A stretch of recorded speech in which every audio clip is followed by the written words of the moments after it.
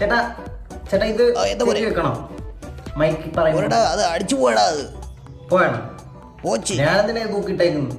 ഒരു ഭംഗിക്ക് തൂക്കിയിട്ടേര്. Chest number 5.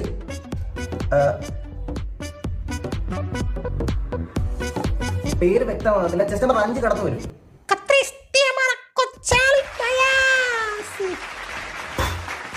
Chest number 12 ഇളിച്ചുകൊണ്ടിരിക്കാതെ പേര് പറയൂ.